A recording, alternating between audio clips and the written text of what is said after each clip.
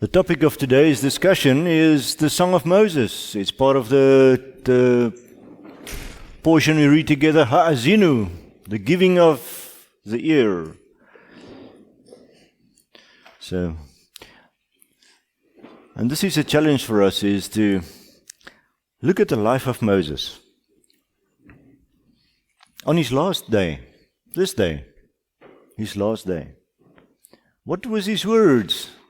What did he say? What was his life's testimony? And sometimes we look forward, or people look forward, and they dread the day of their death and think what needs to happen. But this was the day that he wrote a song in honor of the king, honor of our father, that took him through the times of the wilderness. 120 odd years this man lived, 80 of those. First, he lived in Egypt, then he lived in the wilderness, prepared himself for service. The last 40 years in the wilderness, he was writing a song. And the song is a declaration of the ideas on your heart, things that, a message that you prepare in your life, that you string together with a melody. This is why Jewish boys, young age, can recite the Torah from Genesis 1 to Deuteronomy 34. Because they sing it. It's a melody. And it's much easier to remember a message if we sing it together. So we're not going to sing this part of the message together. That will be a challenge. But the singing of Moses. So, we've got Yom Kippur in mind. Yom Kippur is on Monday, and we are now in the days between Yom Teruah that we celebrated together last week. Was it Friday? And that was the first of Tishri, the first of the month, the 7th month of the year, of the ecclesiastical year. And next weekend we will start Sukkot, which is the finalization of the festivals of this cycle. So we've got Yom Kippur in mind. The Day of Atonement. It's actually in the Hebrew Scriptures, it is Yom HaKippurim, the Day of Atonement. Because the high priest of the day had various atonements that he had to make. But in terms of our Messiah and our relationship with our Father, it is the atonement that has been made for us through Yeshua, our Messiah. Deuteronomy 32 verse 1 says, and this is a man, think about the context. That's what amazes me. The context is, he stands up, probably on the last day of his 30-day speech. And he says, give ear, O heavens, ha'azino hashamayim, and let me speak. And hear, O earth, the words of my mouth. So, what a declaration at the end of someone's life. What is it that he says? Let my instruction fall as rain, and my speech drop down as dew, as fine rain on the tender plants, and as the showers on the grass. This is the expectation of Israel in the time of the winter, following Sukkot, up to just before Pesach, is to have these different types of rain to equip them for bearing fruit in the summer months. So now at the end of the summer, as Israel is starting to prepare for the harvest, the fruit harvest, this is the result of the instruction and everything that they walked in, and the life that they have been preparing for themselves. So, the songs of Israel. The first time I think that we find this word, shir is to sing, a song, is in Exodus 15, the song at the Red Sea. The song at the sea after Pharaoh and his army was drowned in the sea, and the enemy is conquered, and Israel stands at the other side, and Moses starts singing a song. Miriam takes over, and they say the horse and the rider is thrown into the sea. And then Israel sings the song together as a declaration of the victory of the Father over the enemy. Because remember, at that battle, who did the fighting for Israel against Pharaoh? The Father only. All they needed to do is to walk through the valley on dry ground. So they had different ways of walking, but their walk was one focused on the other side. So the Father did the fighting for them there. So in Numbers 21, in their walk through the wilderness, they came to a place, Beer, a well. And this is the first well that Israel as a nation dug together in the wilderness. Every time in every camping place that they arrived, there was a rock that gave them water. Paul speaks about this rock that followed them through the wilderness. But at this camping site, they had to dig a well. Fortunately, we won't have to dig a well. There's enough water where we're going. But this is a declaration of the Father's goodness and His faithfulness, even in times of difficulty in the wilderness as they go together. And then today we've got this Ha'azinu, the song that Moses has written in Devarim, in Deuteronomy 32. Remember, the word Devarim means words. So, Joshua's song in Joshua 10 is a celebration of the victory over the enemy. Deborah is a celebration. Deborah and Barak wrote a song in Judges 5 as a celebration over the enemy. Hannah sang a song because of the wonder that our Father did in her life, giving her son. Jehoshaphat consulted the nation. They said, we are overwhelmed by the enemy. What are we going to do? And they said, let's sing a song to the Father and go out singing. And they sang a song as they went out. And at that moment, the Father started bringing confusion in the camp and the enemy was conquered. Then the Shir HaShirim, the Song of Solomon's, is like the most set apart place of the songs. It is a song of a couple singing to each other. A Song of Songs is not really a book that we will read in an open sort of in public setting like this. There are things like your nose or like the Tower of Hananiel. It is beautiful. And so the Song of Israel in Isaiah 30 records our dependence on our Father for victory. And it's one that follows. It is something that will come in Isaiah 30. There are some battles that will be fought. And this is the declaration of our dependence and His glory of taking care of us. But there's one song that needs to be sung still. And that's the one that's recorded in Revelation 15. And this is the Song of the Lamb. Revelation 15:2 says, and I saw as a sea of glass mingled with fire, and those who do gain the victory over the beast, and his image and the mark, and the number of his name, standing by the sea of glass, having the harps of Elohim. And they sang the song of Moses, the servant of God, and the song of the Lamb, saying, this is the words of the song, great and wonderful are your works, O Adonai Elohim. The mighty, righteous, and true are your ways, O King of the saints. Who may not fear thee, O Lord, and glorify your name? Because you alone are kind, and because all the nations shall come and bow before you, because your righteous acts were manifested. This is the song that we will celebrate together and sing at a special place in the future, at an appointed time. An appointed time like Yom Kippur that comes on Monday. It's that day that this song will be sung. And what is the reason for their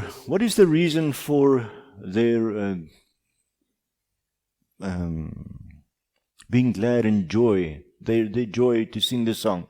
It says, O Lord God Almighty, righteous and true. Righteous and true are your ways, O King. Who may not fear thee and glorify your name? Because you alone are kind, all the nations shall come to bow before you, because of the fact that your righteous acts were manifested. So through these 6,000 years of humanity, your righteous acts were manifested. You were shown to be righteous and true and kind and faithful. So for that reason, and the reason that our Father sent His Son for us to be part of the covenant, we will assemble on a sea as flat as glass. There is no turbulence, there is peace, and there is the goodness of the Father at view. That's why we will assemble and glorify His name together at some stage. I read this quote. It says, "The more closely our portrait of our Father truly portrays Him." So, my English processing is slow. Let's just work through this together.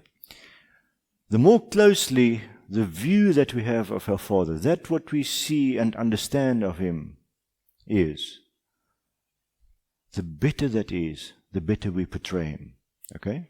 The more our joyful response to that portrait is, the more we will honor Him as He truly is. So who is the portrait of Adonai? Who is the portrait? Yeshua was an image of our Father, the image of the Most High. In whose image are we to be transformed? Into His image.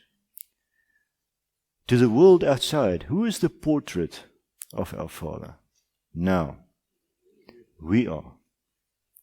So, in our walk, in the way that we respond to the difficulties of life, because it's in difficult days that we are a portrait. If everything goes good and everything is well, we stand in a queue and we are nice and cool and calm, not getting vocal, okay? Then we are supposed to be a portrait of who the Father is.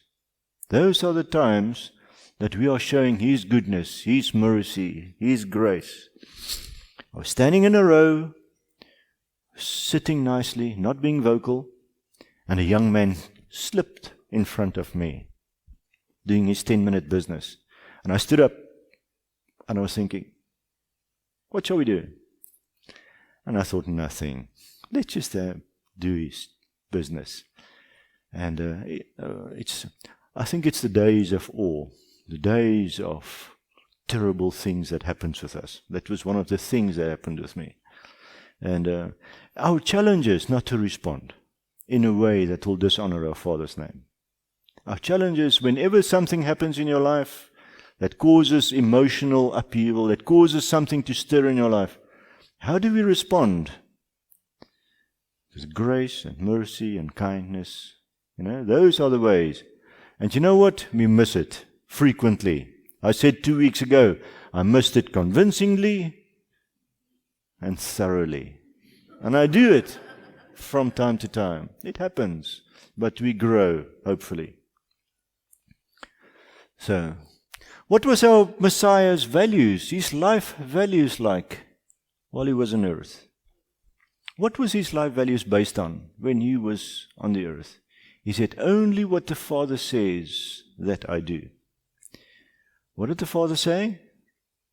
From Bereshit, Genesis 1:1, to Revelations is what the Father says. In Messiah's day, the Scriptures was available. The Tanakh was available. The rest was still in development. So, what was His mission, His primary mission when He was in the earth? What was His primary mission? It says in 2 Corinthians 5:18, it says that through Messiah, who reconciled us to Himself and gave us the ministry of reconciliation. Our purpose is to follow Him in the reconciliation that was brought through His actions, through His life's mission. Because as the one that brought reconciliation between the Father and humanity, we should live a life that brings reconciliation, not division, reconciliation. And we bring reconciliation between the Father and people around us if we live a life based on His life values. Learn to love what He loved and hate what He hated, or still hates. And a good reflection of the story, the footsteps of Messiah, is we're in the midst of it. Last week was Yom Teruah, the Feast of Trumpets. Monday is Yom Kippur. But the story starts out, for those who are unfamiliar with it, it starts out with Passover, with Pesach, and the beginning in Aviv, the month of Aviv, 7 months ago. And it's a story of us coming in covenant with the Father through personal choice, where the blood of the Lamb on the doorposts of our heart is helping us to confess Him as the only and righteous and true King. And through 7 days of unleavened bread, we live a life saying, as a testimony to one another and to the earth, that we want to live a life as He lived, without blemish, recognizing Him as the first fruits of those who resurrected from death. And then 50 days later, after first fruits, the equipping of the Word and the power of the Spirit came to the earth. Acts 2 and Exodus Shemot 20. We were equipped for these summer days, the summer days that is now with us, so that we can be a shining light, a menorah to the people around us. Because the menorah functions in the holy place of the tabernacle. The holy place's dimensions is 10 meters wide, 20 meters long, 10 meters high, 2,000. From the time of Messiah, the age of Messiah, 2,000 years, we are to flow in the power of the Ruach, the sevenfold revelation of His Spirit, so that we can be a testimony of His goodness. Because this menorah is focused. Where is the cups focused on? The lights of the menorah. Where is it focused on? Right in front of it. What is right in front of the menorah on the other side of the tabernacle? The table. And the table has got a crown around it, stating that this is kingly. That is Messiah bearing up the 12 tribes on His shoulders. Remember, the high priest carried the 12 tribes on his shoulders for intercession purposes. So this menorah, well, we are a reflection, we are the reflection of our Father through the lights of the Holy Spirit. We are focusing on intercession, shining the light and the mercy and goodness to the people around us. But in this festival, this appointed time, we are at Yom Kippur, the sixth one. 1, 2, 3, 4, 5, 6. The sixth festival. The sixth appointment, rather. It's not so much a festival as a appointed time. And what are some ideas around the time of Yom Kippur? Matthew says, He will send at that time, in Matthew 24:31, He says, at that time, He will send His messengers with a great trumpet. A great trumpet, and the trumpet will be blown, and people from around, His people, will be gathered from around the earth on the day of Yom Kippur. So, remember, we had just had trumpets at the Day of Trumpets some days ago, 9 days ago, no, 7 days ago, I'm sorry. But those trumpets were an announcement of the imminent return of the King. On Yom Kippur, Yeshua and our Father will come, Revelation says. So, in the days of Israel, and the days that the Torah describes, once a year, the high priest entered into the most holy place. He entered into the most holy place once in the cycle of the Moedim, the appointed times, the festivals, showing that Messiah for once entered into the holy place. Not like in the example that we have on a yearly basis, bringing offerings and bulls, as it says, but for one time He entered the most holy place and He brought His own sacrifice. And in that time, He took offerings. The offering that the high priest did in the time of Israel was, what offerings did the high priest bring in the time of Israel? Can you remember? Firstly, he brought a bull. He brought a bull for himself and for his family, for covering his own sins. And when that was done, he brought 2 goats. The 2 goats was brought on Yom Kippur, and the 1 goat is for the blood that is brought near to the altar and to the Ark of the Covenant, splattered before the Ark of the Covenant. The other goat was sent into the wilderness. So, our Messiah, our high priest, brought his blood to the Ark of the Covenant for our benefit and our purpose. So, covering our sin, reconciling our relationship with our Father, restoring our relationship, bringing us into a place where we can flow with our Father in His household. I thought about Exodus 34. 34 says, verse 10, he says, and that happened after the golden calf, remember? This is after, Exodus 34 is after the golden calf. And it says, behold, our Father says, I make a covenant before all you people, and I will do marvels, wonders, such as not been created in all the earth or in any nation. And all the people, and this is for our day, it's true here, today, it says, and all the people among whom you are will see the work of Adonai. For it is a fearsome, Yireh, it is the word fearsome. It's an awesome thing that I will do with you. So as we walk this earth here in this day, our Father is busy with an awesome thing.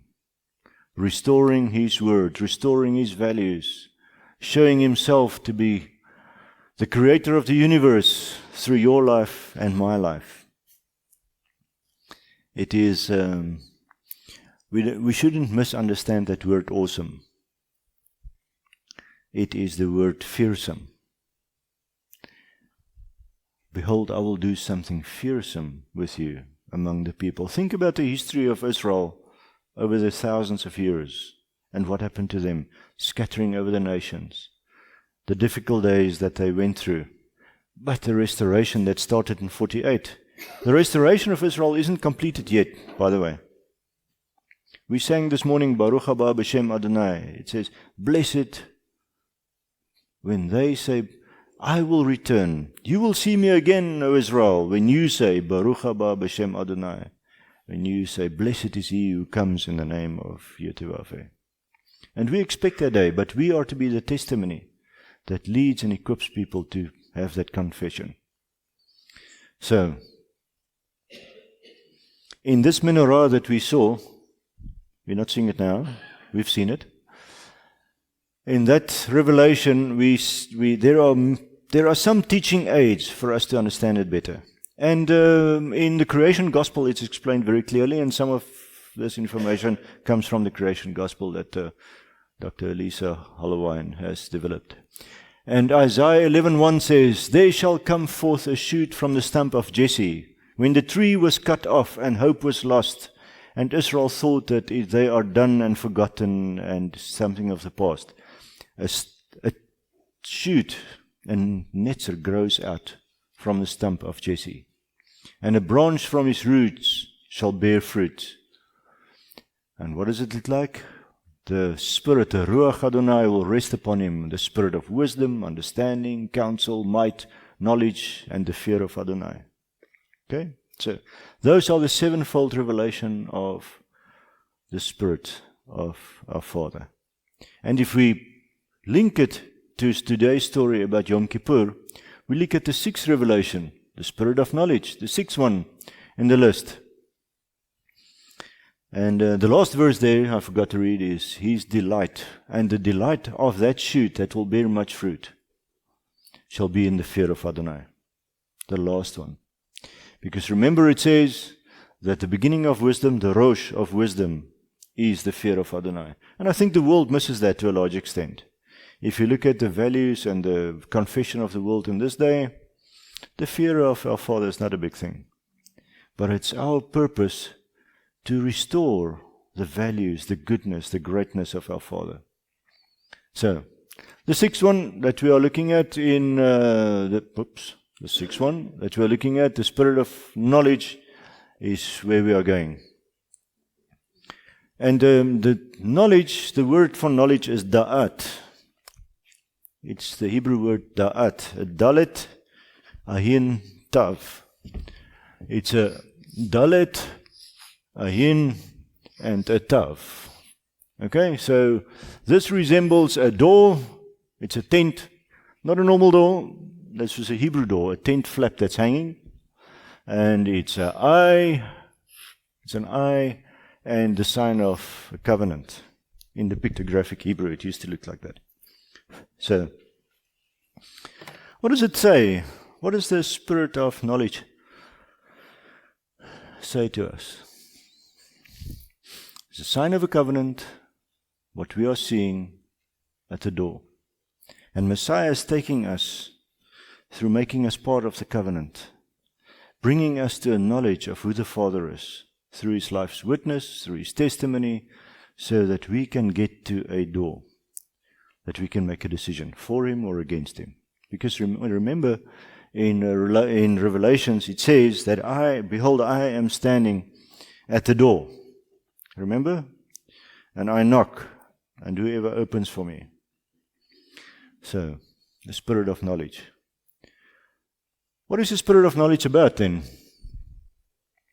It is not so much a factual absorbing of knowledge, but it comes from a word yada. And yada is, the first time it's mentioned, it is the relationship between Adam and Chava, Adam and Eve. And it says Adam knew his wife and they bore a child. And Cain was the child's name as far as I know. So, but it's more than that even. It is Adam's confession that he says, she is flesh of my flesh, she is bone of my bone. We are completely one. We are now one, this woman and I. And to that extent, that is the communication of the knowledge that this spirit of knowledge represents. It is our understanding of our Father through Messiah that we are becoming one with Him. Remember Messiah's prayer? Where He said, Father, may they be one as you and I are one. So His desire is declared that through the knowledge that is instilled through us, through learning the Scriptures, learning more about the character of our Father, through the power of the Spirit so that He can enlighten the words and that we can get a grasp what it means. It is to develop an intimate relationship with our Father as we go. And this is what the story is from Pesach, from Passover to Sukkot. It is our initial coming into the covenantal relationship as a person, making a decision to put that blood on the doorposts of your heart. But next week, we will stand before the King as a nation, as believers across the earth, representing the believers across from all tribes and languages and nations, standing before our Father and singing the song of the Lamb. That's what we do. So, it's a knowledge that leads to reconciliation with our Father. Now, the thing about this knowledge is, this knowledge leads us to a point. It is the empowerment of the Spirit in our lives so that we can understand who the Father is, above all. And we see this in the end result, the fruit that should be in our lives. The fruit of Yada, of this knowledge is, the fruit is the spirit of love, joy, peace, patience, kindness, goodness, trustworthiness, gentleness, self-control, standing in a row, no emotion. We're joyous and we're glad. We're self-controlled, we're happy. Everything is good because we're standing in a row of 20 people all doing its own thing. So, against such, there is no law. There is no Torah. So, if we live out this purpose, if we come to the appointed time of Yom Kippur, our hearts are prepared.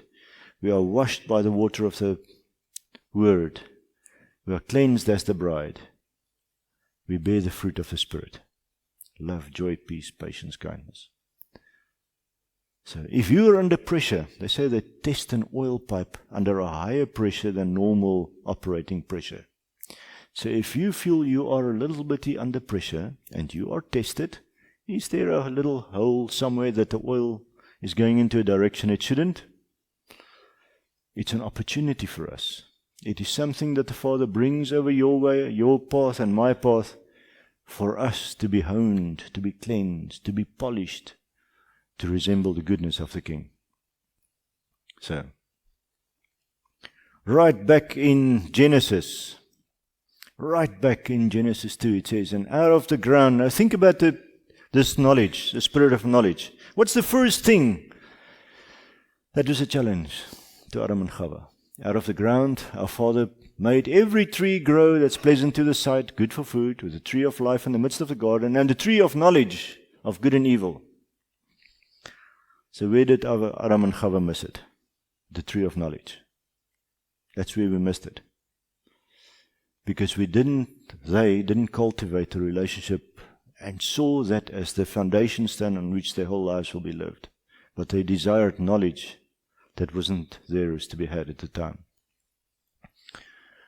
Exodus 31:3 says, I have filled them. This is Oholiab and Bezalel, the two guys that was the head of the building team of the tabernacle. I filled them with the Spirit of Adonai in wisdom and understanding and in knowledge, in all work. So when we are constructing this little tabernacle that's standing in number 9 shoes, if you're constructing that tabernacle, what and how do we do it? It is with the intimate knowledge that our Father has equipped us through the learning, teachings in the Word, the empowerment of the Spirit, so that we can, in wisdom and understanding and in knowledge, create that space. A space that will be set apart for His purposes, for His will and ways, so that we can worship and glorify our King in the earth. So there are different places in Scripture where power has been given to knowledge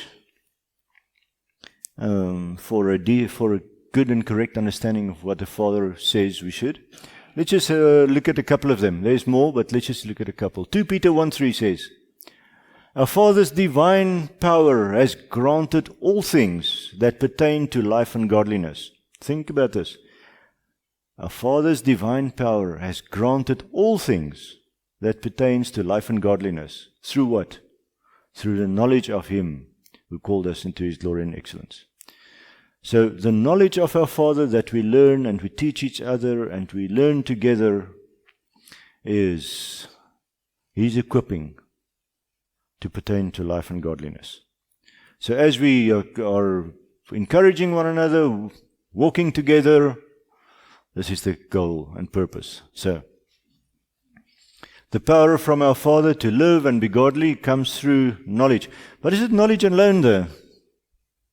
Because remember, our Westerly thinking about knowledge is going to university, studying facts, going to school, writing exams. But this is not the yada that we're talking about. This is in your life's experience. How do we experience the Father? Through the revelation that He gives in the Word. So it is the Spirit that's enlightening the Word and expressed through your relationship with our Father that leads us to this. So, think about the premium that it places on the instruction and doctrine that it's in the Scriptures.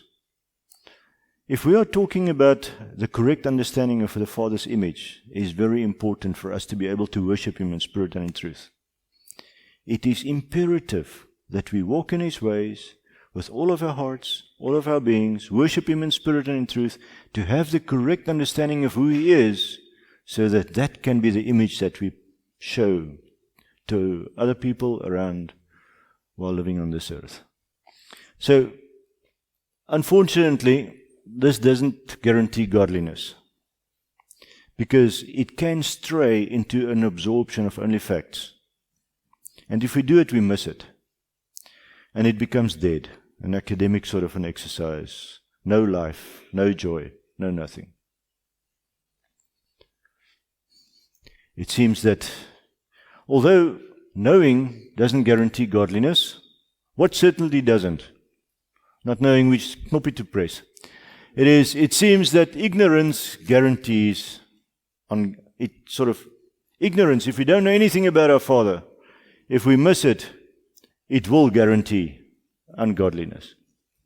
So we are called together to stand together, to walk together, to study and worship the Father together, so that we can be thoroughly equipped for every good work.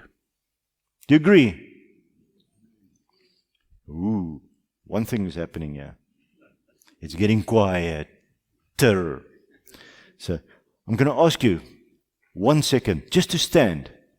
Just to stand. I can see some people are thinking about a variety of things, and other people are not thinking at all. So, You know what? CN proposed something this morning. And we are definitely not going to do it now. But at Monday's event, Yom Kippur, that we are talking about, is we are going to stand together. And we are going to read the Amidah, the standing prayer together, point by point by point by point. And we're going to ask the worship team to play music, and we're going to sing, and we're going to pray the Amidah together, and we're going to stand as a declaration of our Father's goodness and His mercy and His kindness. Are you feeling better? Yes. Please sit. If someone is feeling sleepy, just put up your hand. So, the divine power, our Father's power that leads us to godliness, is primarily through the knowledge of who He is. If we don't know who He is, it's difficult to worship Him. This is what we are doing together. But there is a warning though. And if I can get past the warning, Hosea has got an interesting, Hosea 4:6 says, "My people have perished for a lack of knowledge. Because you have rejected knowledge, I reject you from being a priest for me. Since you have forgotten the Torah of God, the law of our Father, I also forget your children." This is not an optional thing. If we want to be the parents that our children deserve us to be, we should walk in a way that honors our Father. And giving the knowledge. Remember what Devarim says. Devarim 6:4, it says that when will you study and talk about, meditate and speak about the things of the Father? When you sit down, when you stand up, when you walk down the ways, when you walk together. Every moment of your day should be absorbed with speaking about the knowledge that the Father has placed in your heart so that we can glorify Him together. You can make His name great. Because remember, we said that the seraphim stands around His throne saying, "Holy, holy, holy," every day, all day. All eternity rather, not every day, because there's no days. All eternity. That's what they are saying together. And that holiness that they see in the Father is shown on the earth, not as holiness, but as glory. So if we want to glorify the Father, do you want to glorify the Father, by the way? If you want to glorify the Father, He says, "Be holy, for I am holy," says Adonai. Because without holiness you will not see the kingdom. That's what Peter says. I think it's Peter who said that. I hope he said that. I think he said that. So, Romans 10:2 says, "For I bear them record that they have a zeal of God, but not according to knowledge." And the zeal of our Father will lead you astray. The zeal of our Father is an exceptionally good thing. Pinchas had it in the beginning, and he was given the covenant of peace, the first and only person that has ever received the covenant of peace. The zeal of our Father, founded upon the bedrock of knowledge, is where we should be. But a zeal of our Father without any understanding, knowledge, or wisdom of who He is and where He is will take us somewheres where you don't want to be. It's taken me down roads that has alienated me from some of my family and friends, and because I stood up for zeal, for no knowledge. So, I think as our knowledge grows, our maturity grows in the Father, if it's based on the work and the presence of the Spirit. Verse 3 says, "For not knowing the right..." Let's just read it again. I waffled too much in the meantime. Romans 10:2 says, "For I bear them record that they have a zeal of God, but not according to knowledge. For not knowing the righteousness of God." What knowledge do we need? Of the righteousness of God. "And seeking to establish their own righteousness, they did not subject themselves to the righteousness of God." Do we subject ourselves to the righteousness of God? We should, and we do. And that is shown in our heart's attitude and our walking in His ways, in obedience throughout this year. That's what we do. Because our zeal is not to establish our own righteousness, but as a declaration of His holiness and His goodness, we glorify Him on the earth. Romans 10:4 is a difficult verse. You know? It says, "For Messiah is the end of the law unto righteousness to everyone who believes." Don't believe me? Open your King James. It says that. For Messiah is the end of the law unto righteousness. The only problem is that word end is the word teleos, and teleos in all other places are the goal, the end result. For Messiah is the goal of the Torah unto righteousness for everyone who believes. So, if we want to worship our Father truly, thoroughly, decisively, every day without exception, we walk together as a fellowship, as a nation, and we do so within the framework of His Word, helping and encouraging one another, reconciling us to the ways and the life that Messiah lived and still lives. So in Yom Kippur, the sixth one, there's a letter. Did you know that there is a Hebrew alphabet with more than 6 letters? 24 actually. The sixth one is the letter Vav. And the letter Vav is a hook. And haven't got it. It would have been wonderful if I had it. The letter Vav is in the tabernacle used to link the curtains together. Around the tabernacle, around the Ark of the Covenant, at the altar of incense, the whole tabernacle on the inside had drapery, curtains. It's actually called sisters. Did you know that the drapery was called sisters? The achotot, the Hebrew says. It's the sisters held together by the clasps, by the vavim.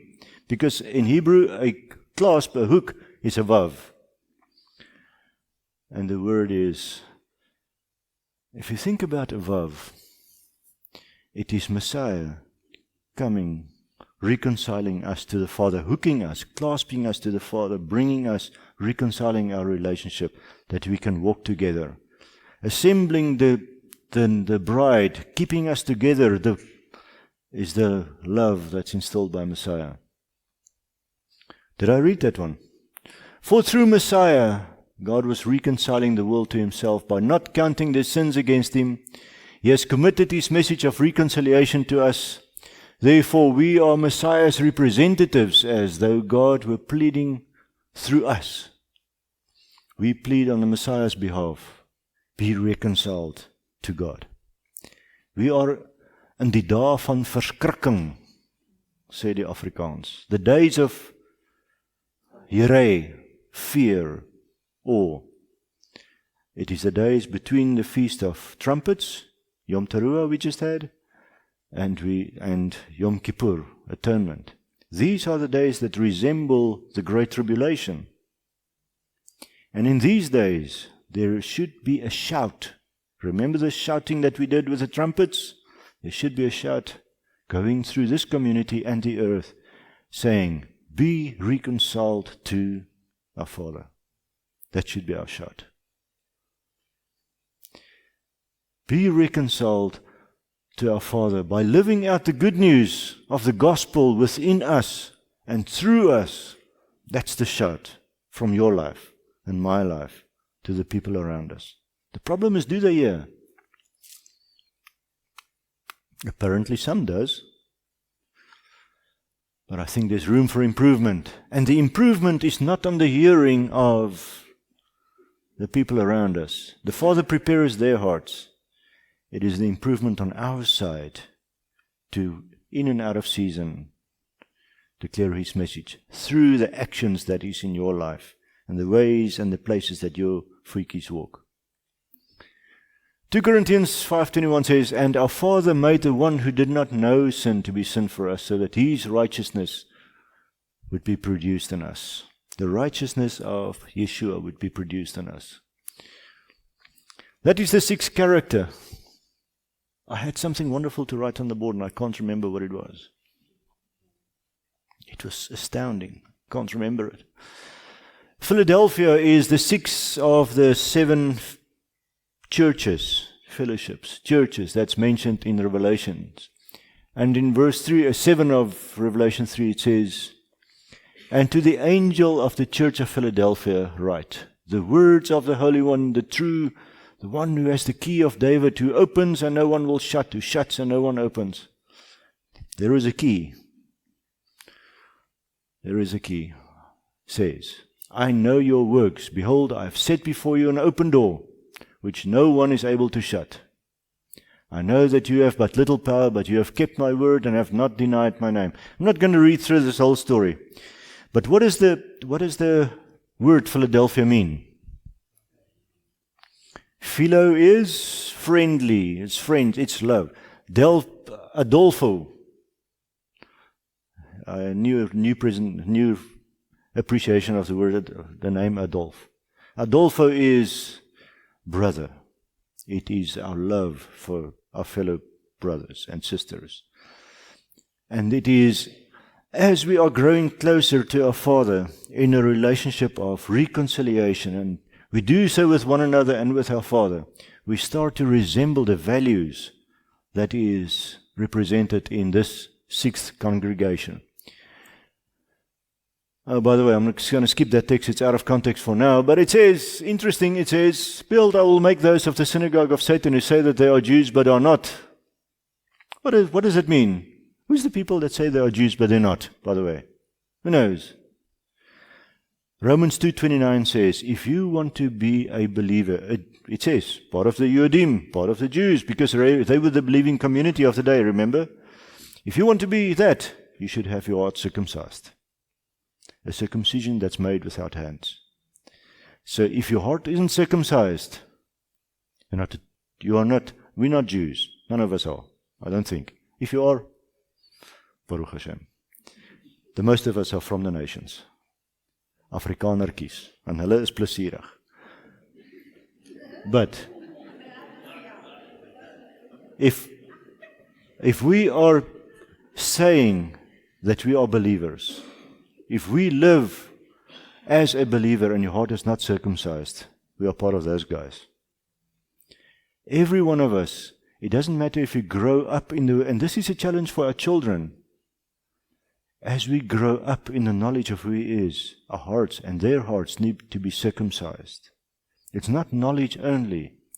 It is their hearts need to be circumcised so that they can become true believers. Because they can't stand on your faith or my faith, they stand on their own in our Father. Verse 10 says, because you have kept my word about patient endurance, I will keep you from the hour of trial that is coming on the whole world. There's an hour of trial coming apparently to those who dwell on the earth. Patient, there are challenging words here. One is patient endurance. Spell it with a Q. I am coming soon, our Father says. Hold fast to what you have so that no one may seize your crown. Hold fast to what you have, that no one may seize your crown. The one who conquers, I will make him a pillar in the temple of my Elohim, my God. What is the word for pillar there? I don't know what it is in the Greek. But you know what the pillar in Hebrew is, by the way? The word for pillar. First, I need to make the board empty. I need an empty wall. Where was I going with this? Pillar. Right. The word for pillar is amad. And I'm sure we spell it with a ayin. If we spell it with a aleph, I'm sorry. I think it's a ayin. With a dalet. Amad. Ayin, mem, dalet. Ahin again is the I. Remember, the mem is chaotic waters that we experienced recently, and the door. So, amad. Do you know there's two words actually in there? Do you see this? Who wants to be a pillar in the temple of our Father? It means the standing ones. The one that stands in our Father's presence will not depart. We'll read it now. But there's two words in there. There is this word, And I'm more and more convinced you spell it as an aleph, but this is, I'm sorry, 2 words. Ad, that's contracted in Ahmad. And it's interesting that the word for pillar is not Ahmad, but it's Amud. There's actually a little bit of a vav in there. But the word for, the root word is Ahmad, made out of 2 words, and Ad. What does it mean? Is people. Ad is eternity. If you want to become one of the people of eternity, standing in the temple of our Father, that never shall go out of it, I will write on him the name of my God, Yotevafeh, and the name of the city of my God, the New Jerusalem, which comes down from my God out of heaven, and my own new name. Who's that? My own new name. Yeshua. He's got a new name. Did you know he's got a new name? Did you know that?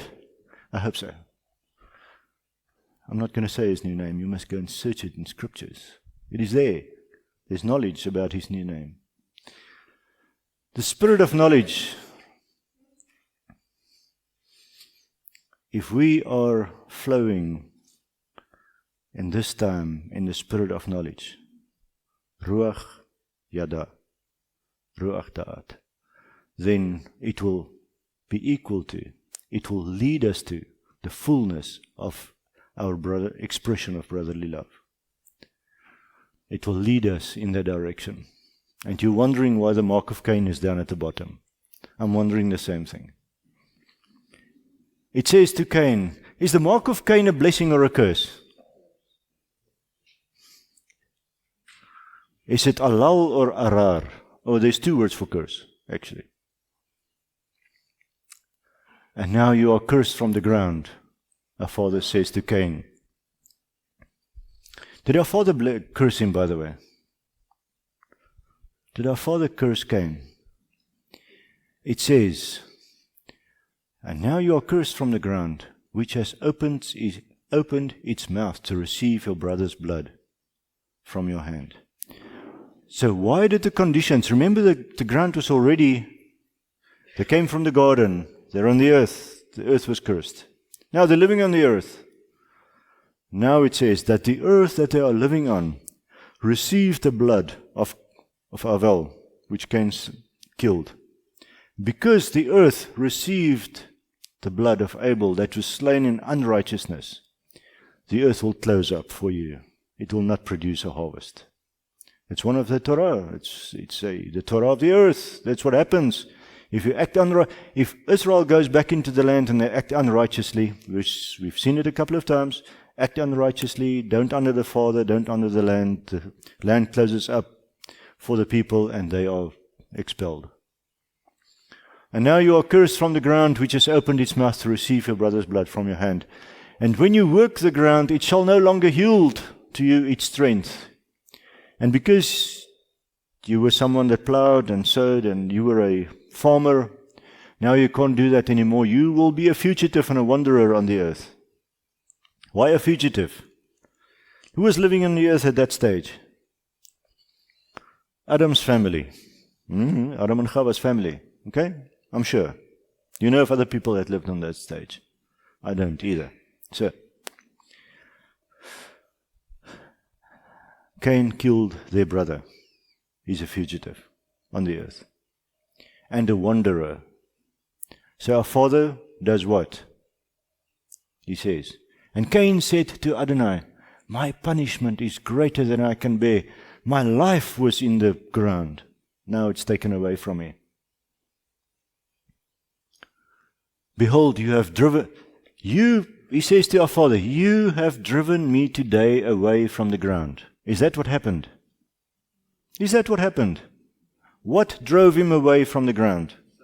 His sin, his disobedience. Our father came to him and he said, Cain, sin is crouching at your door and wants to have you. Remember, don't open that door. Turn around. he chose to open that door. So that's a lie. I don't think that's the complete truth. He didn't have full knowledge of the situation. So, behold, you have driven me today away from the ground, and from your face I shall be hidden. Did the Father drive him away from his face? I shall be a fugitive and a wanderer on the earth, and whoever finds me will kill me. Family of Adam is irritated. The Father says, then Adonai says to him, not so. If anyone kills Cain, vengeance shall be taken on him sevenfold. And Adonai put a mark on Cain, lest anyone who found him should attack him. Was the mark of Cain a blessing or a curse? It was a blessing. Because the Father loves him, because he's his creation. And the discipline and the justice that is pronounced on Cain is for a reason. What is the reason? To turn around, to come back. In dependence on who the Father is and on what he does. But the heart-sore story is, then Cain went away from the presence of Adonai. And he settled in the land of Nod, in the land of exile. Nod means exile. East of Eden. East of Eden. We read it as if it makes sense. Where is Eden? Isn't Eden taken away from the earth? At that stage, remember? Adam and Chava was expelled from the garden. They lived outside of the garden. What happened to Eden? No one knows. We do know that there are two cherubim standing at the gate to Eden with swords, protecting its entrance. And I was always wondering, where did Cain and Abel bring their offerings to? What would make sense if you are offering to the Lord? What would make sense? Where will you bring it? I would bring it to the door, I think. So, the land of Nod is east of Eden. But the crux of the story is, Cain turned around and went away from the presence of the Lord because he couldn't bear the consequence of his actions, the sinful actions that he has done. He didn't choose to repent, to confess his sin, to turn around, to declare his dependence on the salvation of our Father. He went away. But what was the first thing that our Father did after the creation of Adam and Chava? He said, okay, process. He saw the Father said, Adam, name all the animals. And our Father stood and he looked while Adam, in the wisdom that our Father gave him, named the essence of the animal in the names that he's given to them. And then our Father said, he knew from beforehand. He said, it is not good for man to be alone. He created a wife. What is the first thing that he is doing for Cain? It's not good for Cain to be alone, even in exile. So he gave him a wife. What did they do? Did they use the opportunity? Did they use the opportunity to live a godly life in the knowledge of the grace and the beauty and the glory of our Father? They walked away. They walked away. Even his grandson, what was his name? Abel Cain. Tubal Cain. Man, I know it will come out somewhere. Tubal Cain, he said, if Cain was revenged sevenfold, people that slay me will be revenged 70 times 70-fold. So they walked in arrogance, no fear of Adonai, no knowledge of his goodness, his grace, his mercy. They walked away. They needed salvation. Who did Messiah come from? Who did Messiah come for? For the people that is walking away from our Father, to reconcile them to his mercy, his goodness. How does the Father accomplish that in these people's lives? Through you and I, bearing the message of the good news. In these days, that's our mission. So because of the love of Messiah, the bride will remain in the temple as a pillar. Remain in the temple as a pillar, and we will do so by the testimony of Philadelphia. brotherly love, loving our Father. So Cain went away from the values of Philadelphia, urgently in need of salvation. In these days we are identifying with Philadelphia. We should be Philadelphia, the testimony of Philadelphia. And it doesn't matter who we minister to. Remember, our Father always chooses the way of blessing. If people are prepared to turn around to come to Him, they will live a life that Messiah destined them to live. So Revelation 3:12 says, "He who overcomes, I shall make him a pillar in the temple of God, and he shall by no means go out." This is the time of the millennial kingdom. He will, and after. "And I will write on him the name of my God, the name of the city of my Elohim, the renewed Jerusalem which comes down from heaven, and my new name." It's a good verse. I read it twice. So we are eagerly looking forward to see a spiritual awakening in the place that we live, here in George. That's our purpose. Remember, this can only be knowledge, but it must have an application. And its application finds its place in you and I. Living a life in the values of the kingdom, not compromising on who the Father is, on His Word. His Word is true from Genesis 1 to Revelations at the end. Did you realize what is at the end of today's Torah portion? I sort of heard it. The last word in our Torah portion of the day. Let's see. This is test writing time. What is the last word in today's Torah portion without looking? Israel. Israel. That was the last word. Israel. So when the Father gave the Torah, He started. I haven't got an empty board. He started with Bereshit. He started with Bereshit, in the beginning, or in a beginning. He ends the Torah portion with a Lamed. Israel. The word spells lev, heart. That's the same word that ends the Torah portion next week. We won't deal with it next week, that's why I'm mentioning now. Lev is the Torah is about the revealing of the heart of our Father. And that's what you and I should do, is to reveal the heart of our Father. And it's marked by a wholehearted, passionate life that is destined and to spend all of our focus and our time on our Father, exalting our Messiah in our lives for the wonderful work that He has done, reconciling us in a covenantal relationship with our Father. And it must be rooted in the knowledge of the fullness of eternal truths. If you want to be eternal pillar in the house of our Father, it must be founded on eternal truths. And if you want to have His name written on you as a pillar, then our lives should be a testimony of who He is. So,